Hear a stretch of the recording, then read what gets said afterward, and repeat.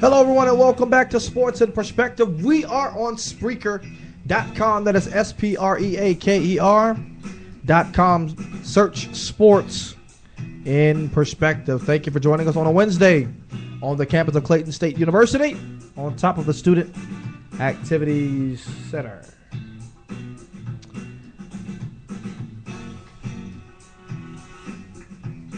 All right, so we talked about last segment. We kind of talked about the Kansas City Chiefs and how I'm not really sold on the Kansas City Chiefs because I've seen this story before.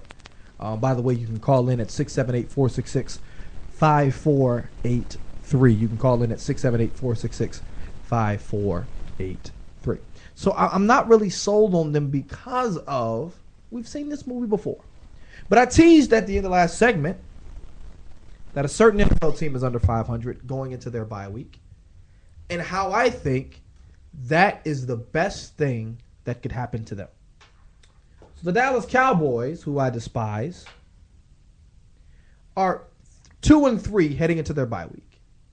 And this gives them an opportunity, excuse me, to finally set the record straight, to finally get everyone to understand that this is Dak's team.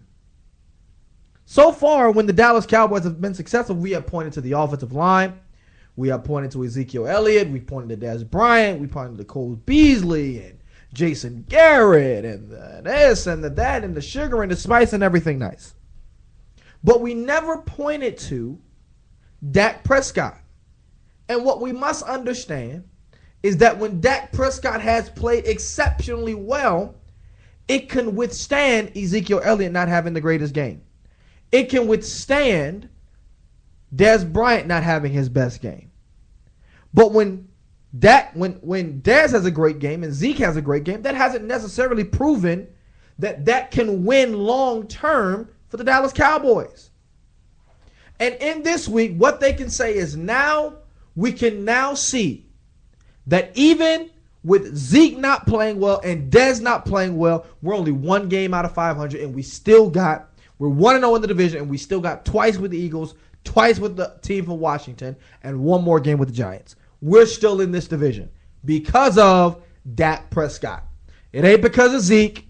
It ain't because of Dez. It ain't because of that O-line. It's because of Dak Prescott. Dallas should look at Seattle and Pittsburgh and the Giants, who have built their teams around everything else.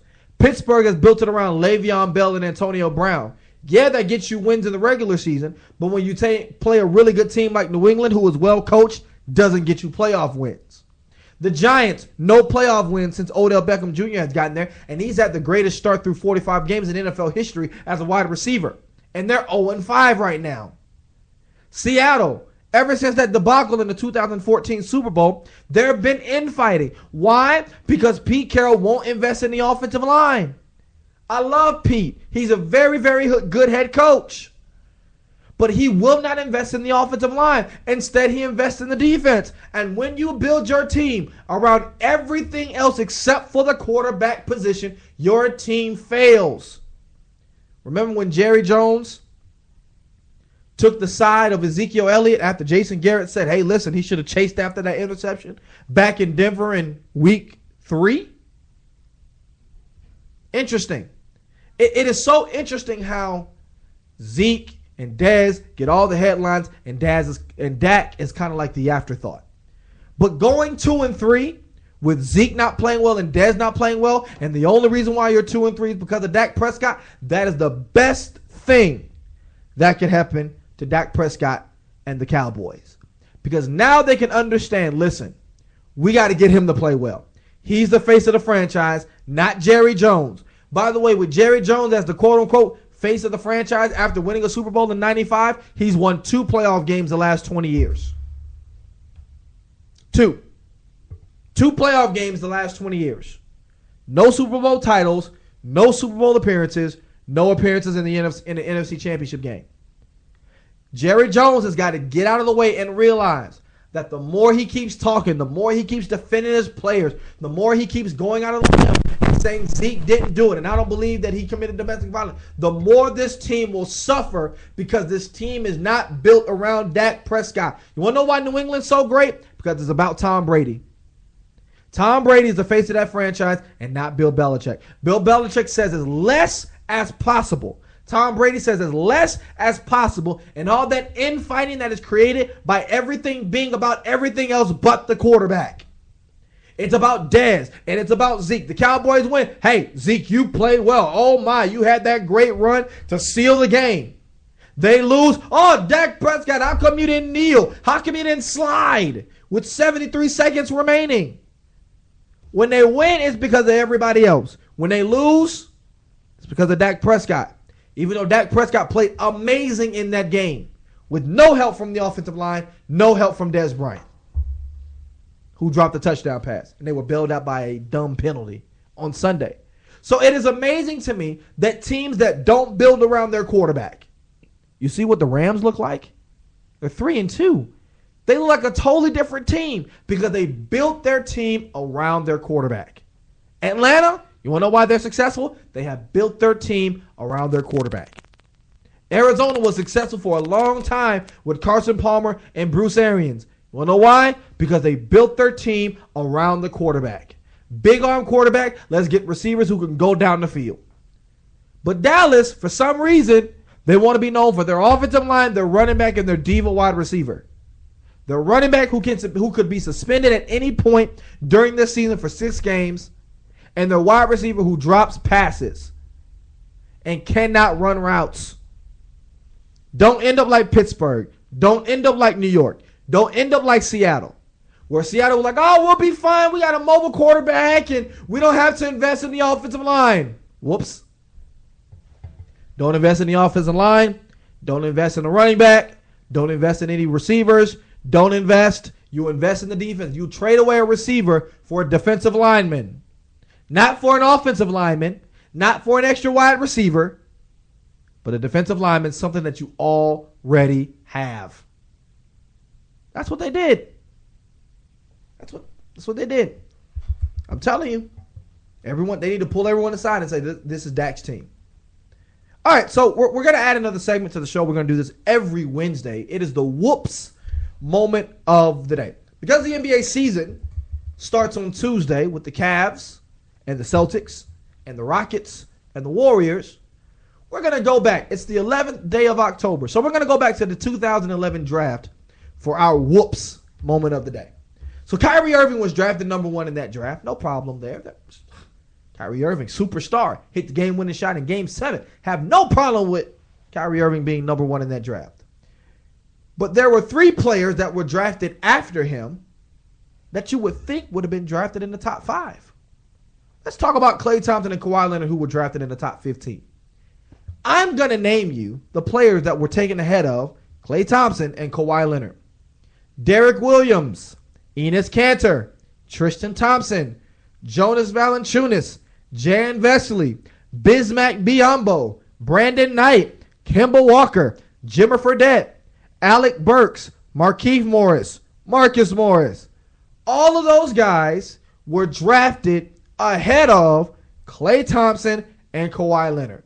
But Keith, you don't have any idea those guys were going to be great at that time. Well, Derek Williams couldn't shoot. Enes Kanter rode the bench at Kentucky. Tristan Thompson can't shoot. Jonas Valanciunas hasn't been healthy. John Vesely, nobody. Bismack Biyombo can't shoot. Brandon Knight can't stay healthy. Kemba Walker took him forever to develop. Jimmer Fredette's out the league. Alex Burks, don't know where he's at. Markieff and Marcus Morris, they're decent NBA players. Klay Thompson and Kawhi Leonard turned out to be NBA superstars. Sorry, Derek Williams and Enes Kanter can't shoot. Neither can Tristan Thompson. Neither can Jonas Valanciunas. None of those guys can shoot. And in today's NBA, you need shooters. And you, once again, Derek Williams, Enes Kanter, Tristan Thompson, Jonas Valanciunas, Bismack Biyombo, Brandon Knight, Kemba Walker, Jimmer Fredette, Alex Burke, and the Morris twins. Whoops. You missed on 2 NBA superstars. But wait. You had another chance to draft a superstar. Jimmy Butler. He was drafted 30th. These are just some of the names that were taken ahead of Jimmy Butler. Reggie Jackson, Marshawn Brooks, Jordan Hamilton, Jawan Johnson, Norris Cole, Corey Joseph. Whoops. I mean, my goodness gracious. You missed on a guy who can defend and has a pretty decent jump shot for Reggie Jackson, Jordan Hamilton, Jawan Johnson, Norris Cole, and Corey Joseph. None of those guys are difference makers. And you wonder why your team sucks in the NBA. Because you draft Bismack Biyombo. You can get a 7-footer who can defend the rim anywhere in the draft. It ain't Shaq. It ain't Kareem. It ain't Dwight Howard. It's not any of those guys. It's Bismack Biyombo and John Valanciunas. That's who you took ahead of Klay Thompson, Kawhi Leonard, and Jimmy Butler. So that's the whoops moment of the day. Speaking of the NBA season is going to be great this year. I talked about it last week, and we'll talk about it if we have time in the show today. But I don't believe that OKC is the second best team in the Western Conference. They're talented, but I mean, my goodness, who's going to play defense on that team? It ain't going to be Carmelo. It ain't going to be Westbrook. Those guys don't play defense. 2 of your starting 5 are not going to play defense. And Westbrook, Roberson, and Adams can't shoot. They can't shoot. So they're ineffective in today's NBA, especially when you're going against the Warriors. All right. Coming up next, we do this every Wednesday. It's the NFL No Huddle.